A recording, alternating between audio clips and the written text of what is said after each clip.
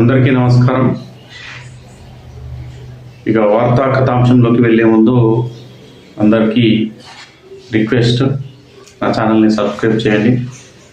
ఇక మనం గత వారం 10 రోజుల నుంచి చూస్తున్నాం మా తెలంగాణ రాష్ట్రంలో అధికార పార్టీ కాంగ్రెస్, అదేవిధంగా ప్రధాన ప్రతిపక్ష పార్టీ బీఆర్ఎస్, ఈ రెండు పార్టీల మధ్యన విమర్శలు, అదేవిధంగా ఒకరినొకరు ఆరోపణలు చేసుకోవడం మనం చూస్తున్నాం. ఇక మరి ఇటీవల చూసినట్లయితే ముఖ్యంగా ఫోన్ ట్యాపింగ్ పైన మరి సిట్ విచారణలు జరుగుతున్నాయి. రేవంత్ రెడ్డి ప్రభుత్వం చాలా సీరియస్గా మరి ఈ సిట్ విచారణను చేపడుతుందా, లేదంటే మరి రాష్ట్రంలో మున్సిపల్ కార్పొరేషన్ ఎన్నికలు ఉన్నాయి కాబట్టి మరి ఆ నాయకుల్ని మరి ఇబ్బందులు పెట్టడానికి, ప్రచారం సరిగా నిర్వహించకుండా మరి డైవర్షన్ చేయడానికి ఇదంతా చేస్తుంది అన్న ఆరోపణలు కూడా బీఆర్ఎస్ పార్టీ నాయకులు చేస్తూ ఉన్నారు. మొత్తానికైతే ఈ ఫోన్ ట్యాపింగ్ అంశం అనేది తెలంగాణ రాష్ట్రంలో హాట్ టాపిక్గా మారింది. అంటే దాదాపు ఈ 2 సంవత్సరాల కాలంలో మొదటగా 7 మంది ఐపీఎస్ అధికారులు, అంటే పోలీస్ అధికారులను ఈ ఫోన్ ట్యాపింగ్ అంశం పైన విచారించింది ఫస్ట్ సిట్. మన తర్వాత రాజకీయ నాయకుల వంతు వచ్చింది. మొదటగా హరీష్ రావు, తర్వాత కేటీఆర్, తర్వాత జోగిపల్లి సంతోష్ కుమార్ మాజీ ఎంపీ, మరి ఇప్పుడు కేసీఆర్ను మరి సిట్ విచారణ చేపట్టారు. అంటే ఉత్కంఠ మధ్య మరి సిట్ విచారణ జరుగుతుందా, జరగదా, జరిగితే ఎక్కడ జరుగుతుంది అంటే ఈ చర్చల తర్వాత మొత్తానికైతే మరి కేసీఆర్ను సిట్ ఈరోజు నందినగర్లోని కేసీఆర్ ఇంట్లో విచారణ చేపట్టడం జరిగింది. దాదాపు మరి ఆదివారం అంటే 3 గంటల నుంచి మొదలు పెడితే దాదాపు 4:50 వరకు, దాదాపు 8 గంటల వరకు, అంటే 5 గంటల సేపు సిట్ విచారించింది. మరి ఈ సిట్ విచారణ జరుగుతున్న సమయంలో మరి కేసీఆర్ ఇలా వారు అడిగిన ప్రశ్నలకు సమాధానాలు ఇచ్చారు, సిట్ ఎలాంటి ప్రశ్నలు అడిగింది అన్న అంశాలను మనం ఈ వీడియోలో తెలుసుకుందాం. అంటే ముఖ్యంగా ఈ సిట్ అధికారులు కొన్ని ప్రశ్నలు అయితే అడిగినట్టు మనకు సోషల్ మీడియాలో కొంత సమాచారం దొరికింది. ముఖ్యంగా కేసీఆర్ని ఏం ప్రశ్నలు అడిగారంటే, ఫోన్ ట్యాపింగ్ కేసుపై సిట్ ప్రశ్నలు వేస్తూ మరి కేసీఆర్ను విచారించినట్లు సమాచారం అయితే వస్తూ ఉంది. ప్రభాకర్ రావు సర్వీసును ఎందుకు పొడిగించారు?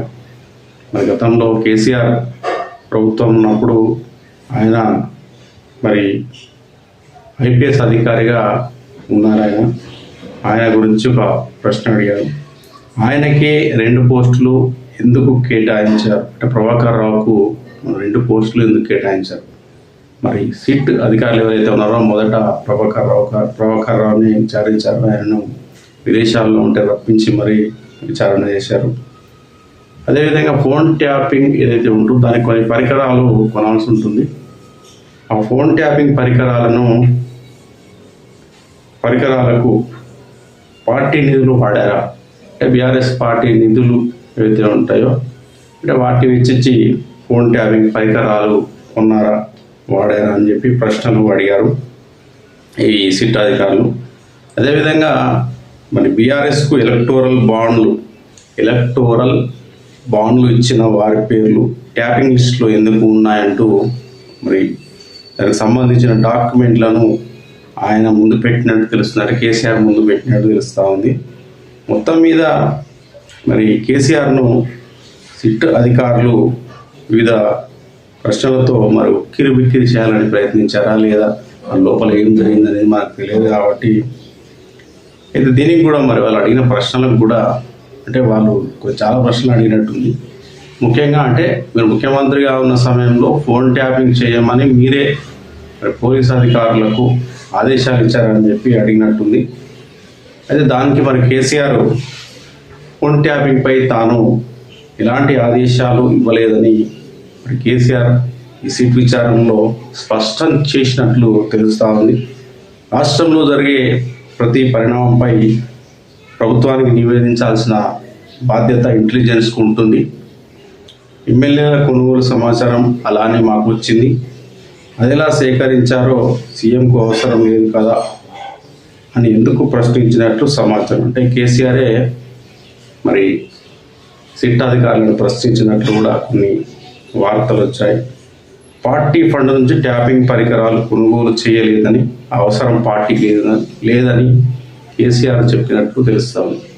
మొత్తం మీద ఈ ఫోన్ ట్యాపింగ్ అంశం ద్వారా మరి బీఆర్ఎస్ నాయకులను కొంత ఇబ్బందికి గురి చేయాలనుకున్నారా, లేదంటే నిజంగా ఈ ఫోన్ ట్యాపింగ్ మరి బీఆర్ఎస్ హయాంలో మరి ప్రభుత్వ పెద్దలు పోలీస్ డిపార్ట్మెంట్ కలిసి చేసిందా అన్న మరి చర్చ, వివిధ ఆరోపణలు మరి ఈ నేపథ్యంలో మరి విచారణలు జరుగుతున్నట్లయితే మనకు స్పష్టంగా తెలుస్తారు.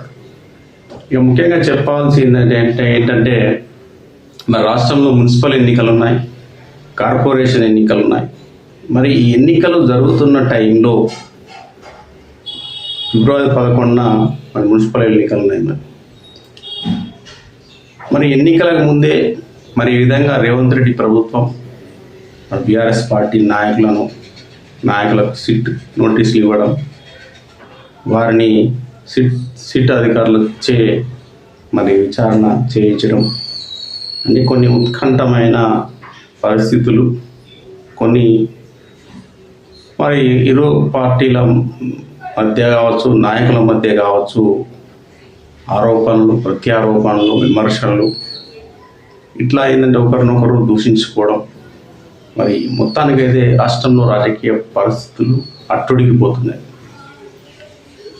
అయితే ఒకసారి మనం అనాలిసిస్ చేస్తే అంటే మరి ఎవరైతే ప్రజలు ఉన్నారో మరి ఇవన్నీ అబ్జర్వ్ చేస్తూ ఉంటారు ప్రజలంతా. ఖచ్చితంగా మరి ఈ మున్సిపల్ ఎన్నికల్లో మరి ప్రజల తీర్పు మరి ఎలా ఉండబోతోంది, మరి సిట్ విచారణలు, మరి కేసీఆర్ను సిట్ విచారణ చేయడం, హరీష్ రావును సిట్ విచారణ చేయడం, కేటీఆర్ను చేయడం, జోగినిపల్లి సంతోషం చేయడం, ముఖ్యంగా ముఖ్యంగా అంటే నిన్న కేసీఆర్ను పిలిచి సిట్ విచారణ చేయడం, మరి ఆయన కోరుకున్నట్లుగా ఎర్రవల్లిలో చేయకుండా నందినగర్లో చేయడం, ఆయన కూడా తన గౌరవానికి భంగం కలిగించాలని చెప్పేసి ఆయన మరి ఇబ్బంది పడ్డానని చెప్పేసి కేసీఆర్ సైతం వ్యాఖ్యలు చేయడం. మరి కేసీఆర్ అంటే ఒక మామూలు రాజకీయ నాయకుడే కాదు, తెలంగాణ ఉద్యమానికి ఊపిరి పోసి నడుం బిగించి ఇది తెలంగాణ తెచ్చిన ఒక గొప్ప నాయకుడిగా మరి కేసీఆర్ను అభిమానిస్తారు. ప్రస్తుతం కాంగ్రెస్ ప్రభుత్వం పనిచేస్తున్నంత మాత్రాన మరి కేసీఆర్ను ప్రజలు మర్చిపోతారా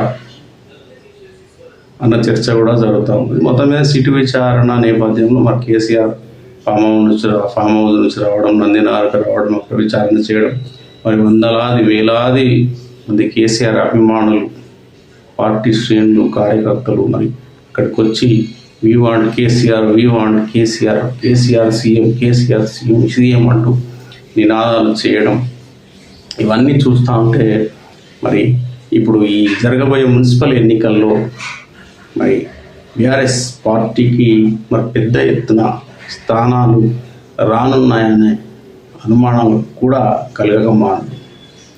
ఇక్కడ రేవంత్ రెడ్డి ప్రభుత్వం చేస్తున్న పొరపాటు ఏంటంటే సరే మరి నిజంగా ఫోన్ ట్యాపింగ్ చేశారా ప్రముఖులవి, సెలబ్రిటీలవి, న్యాయమూర్తులవి ఆధారాలు ఉన్నాయా, మరోవేళ ఆధారాలు ఉన్నా కూడా మరి ఇలా ఏ సందర్భంలో ఈ విచారణలు చేపడితే బాగుండు. ఎందుకంటే ఎన్నికల ముందే ఈ విచారణలు చేయడం ద్వారా ప్రజల్లోకి తప్పుడు సంకేతాలు వెళ్ళే అవకాశం ఉంటుంది. అంటే ఎన్నికలను డిస్టర్బ్ చేయడానికో, నాయకులను డిస్టర్బ్ చేయడానికో, డైవర్షన్ చేయడానికో, అంటే బీఆర్ఎస్ నాయకులన్నీ తప్పులు చేశారు, అక్రమాలు చేశారు, అన్యాయం చేశారు, ఫోన్ ట్యాపింగ్ చేశారు, కాళేశ్వరం కమిషన్ ఇది అది అని చెప్పేసి కాంగ్రెస్ ప్రభుత్వం ఇలాంటివి చేసి విచారణలు చేపట్టి మరి ప్రజల్లోకి బీఆర్ఎస్ పార్టీ అంటే ఒక తప్పుడు పార్టీ అనే ఒక సంకేతాలు పంపి మరి మున్సిపల్ ఎన్నికల్లో ఓట్లు పొందడానికి స్థానాలు కైవసం చేసుకోవడానికి చేసిన ఒక వ్యూహమా అన్న చర్చ కూడా జరుగుతూ ఉంది. ఏది ఏమైనప్పటికీ మొత్తం మీద ప్రస్తుతం రాజకీయ పరిస్థితులు, ఈ విచారణలు ఇవన్నీ కూడా మున్సిపల్ ఎన్నికల్లో ఖచ్చితంగా ప్రభావం చూపుతాయని చెప్పేసి అయితే నా అభిప్రాయం.